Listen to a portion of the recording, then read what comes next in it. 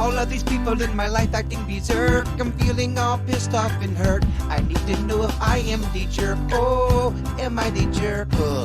All right, is this person a jerk here for refusing to switch airline seats with a mother? It says here in the email, I refused to switch my prepaid seats for a mom and her baby on a 10-hour flight from Europe to Asia. I'd carefully picked and paid extra for my seats with extra leg room in the front row. My decision caused the mom to get angry, and she even called in a crew member to help, who ultimately found the couple other seats together. So she got, in a sense, what she wanted, but she wanted my seats because of the extra room for the baby and all that. Then on the way out of the plane, the mom called me a selfish a-hole. That's balls. That's a lot. That's a lot. The mom is in the wrong. Look, I've had this happen to me. You come with your kids on the plane, you don't have seats together for whatever reason, and you kindly ask anybody if they'd be willing to switch with you. And if nobody wants to, you go tell the crew member and you say, hey, do you have seats in the back of the plane or somewhere else where we can sit together? For you to demand another passenger that paid for that extra leg room surrender their seat to you because you chose to push kids out of your vagina is ridiculous. She's making people not like parents. Right. And she's in the wrong. Because someone's going to say, lady, no one asked you to have kids. But this isn't my problem. You're being entitled right now. Exactly. That's what people are going to think. The problem is with your ticket, not with the person sitting there that paid extra legroom money and wants to keep that seat. You can ask them, and if they want to volunteer, great. Right. But as soon as you start getting aggressive, you are so wrong, girl, and you're embarrassing to all parents. Look, it's nice when you do stuff for other people, strangers. Yeah, sure. Is it cool if you would have done that? Of course. That's a hashtag beef. But you're not obligated to do that. No, and you you are shouldn't not. feel guilty either. And look, anyone that's going to snap out at you because they didn't get their way as an adult, right? It's on them. Mm-hmm. The crew members will try to help you find a seat in another area of the plane where you can sit together. And then if they can't, then you just have to sit separate, and you got to figure it out and not wait to the last minute or buy those cheap seats. You gotta pre-plan when you have a family sometimes. It is odd though. Airplanes, it turns people into weirdos. It does. A lot of people get weird on planes. They get squirrely. I noticed a lot going and coming back from Logan. Well, probably a quarter of the people on the flight that itself is already drunk or severely buzzed. Guilty, Your Honor. Yeah. So you've got that element. So, yeah, there's a lot of things that can go wrong, and that's why a lot of things do go wrong on planes. And you don't know if they had a layover and they've been in the airport for 15 hours. Right.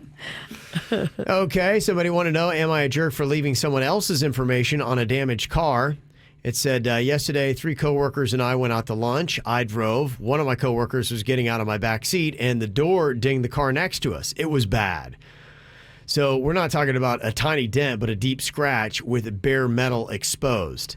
I told her it was bad damage and asked if she was going to leave a note. She said, no, we'll just pretend that never happened, and went along her way. Well, I told her I really think she needed to leave a note, but she just laughed. So I decided to leave a note on her behalf. I was about to leave my information, but then realized I wasn't responsible for the damage. I was very irritated that she didn't care that she damaged somebody's property, so I left her name and number. Later, I got an irate phone call from her asking what I had done.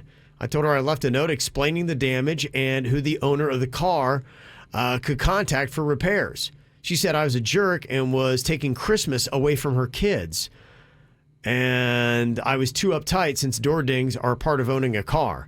I admit I was very frustrated with her lack of care and fear that might have driven me to give up her info. Am I a jerk? Oh, my gosh. So she reported on somebody else who wouldn't report on themselves. Okay, look, unfortunately, door dings are a part of owning a car. And yeah, it sucks, but I've got them all over my car. You can't flip out about them. I think as soon as you put that other girl's information, I mean, it wasn't even her car. How does insurance handle that? Yeah, I don't know. Is it the door of the owner of the car Right. that's responsible, or is it the individual riding in the back seat? Like, what? Is it possible everyone in this scenario is annoying Yes. and jerky? Yes. I mean, the way I look at it, at my age, I'm trying to eliminate any kind of extra drama. Yeah. So if the damage was bad enough and it's my car that's involved, ultimately I go, all right, life happens. I'm involved in it somehow. I'll take the loss and I'll put my information there. If it's You'll bad, take the increased insurance and all that stuff. well, because I don't want to deal with any of the other extra drama. Look how much drama is involved there. There's a lot of drama. Yeah. As soon as you put your coworker's information on their car, though, I mean, now you're making drama at work. This is going to be a whole thing. If the damage is bad enough, I mean, to Virginia's point, I mean, people think, but if there's something exposed and it looks like there's damage there, the hashtag be cool thing to do is to leave your information. Yeah. Okay. All right. I'll have Suits put up a KVJ TV poll on that. Oh, that's layered. It's layered, And it's messy. annoying, and And now you have a war with your coworker. Are you Have a fun jerk? with Yeah. that. Are you a jerk for leaving your friend's information when they dinged a car door? Okay. And another email here says, am I a jerk for saying a woman looks even better in person? It says, I was at a friend's barbecue last weekend, and one of the women there was talking with me about our lives, kids, and spouses, and she started showing me pictures of her family, and I said, oh, you look even better in person than you do in pictures. She gave me a shocked look and got all upset. I thought that was a compliment. She did not.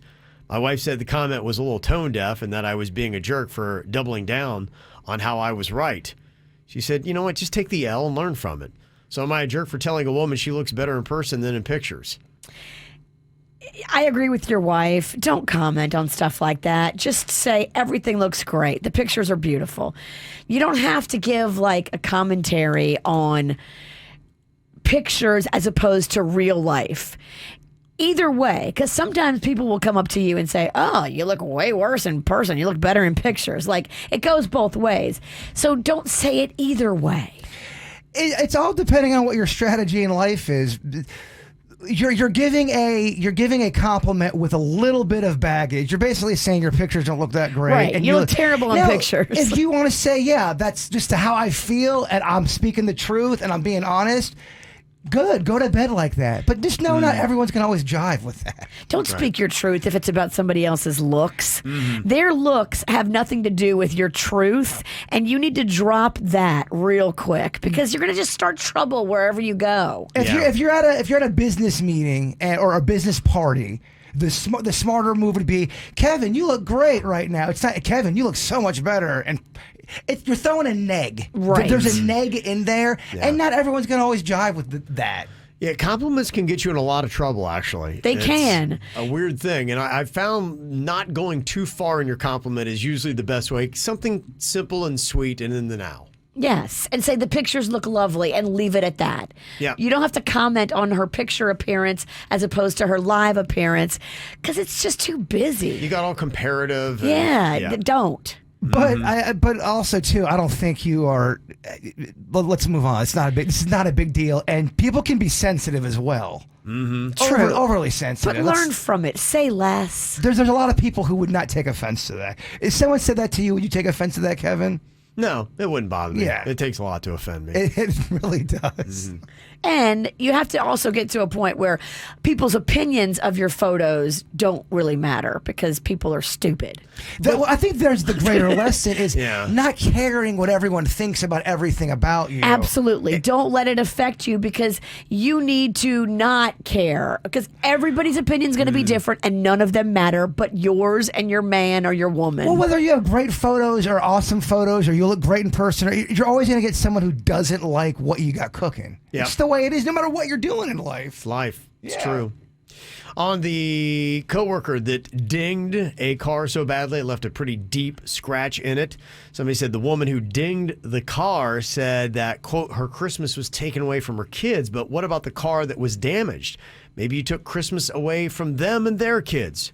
She has to take responsibility for what she did. Now, we asked the question in the KVJ TV poll, are you a jerk for leaving your friend's info when they dinged a car door? 77% of people say yes, you are a jerk for doxing them and leaving their info. I mean, doxing's insane too. Everyone's insane in that scenario. I don't feel you ever have a right to give out somebody else's name and phone number What are you doing? without permission. And can we just ask for this? Because I think this would help us all a lot. Bigger parking spaces. Give people more space in a lot. Make it so that car doors can't ding each other if you're in between the white lines. Yeah. That would be effing nice. Right, because Americans are not getting thinner. The Americans are not getting thinner. They're not not. getting more No. considerate. No. They're only getting more clumsy and busy and not paying attention. So let's make these parking spaces wider. Okay. And more restaurants. If we're gonna just go all in, let's just get fat together. Let's just throw the towel. More restaurants with bigger parking spaces so our fat bodies have plenty of room to get out of our cars. Let's just do it. Yeah. Or special fat ass spots. You know, they have maternity spots. They need to have fat ass spots. Yeah. I'm just kidding. Then Come what on. happens when a skinny person parks in it, Virginia? Oh, Lord. Skinny Yeah. shaming. Yeah. It's a thing, Kevin. It'll be a thing. You're too thin to park in that spot. Hot shaming's a thing. You're too hot. Oh my gosh, I'm triggered. Yeah. Not going to work out, unfortunately.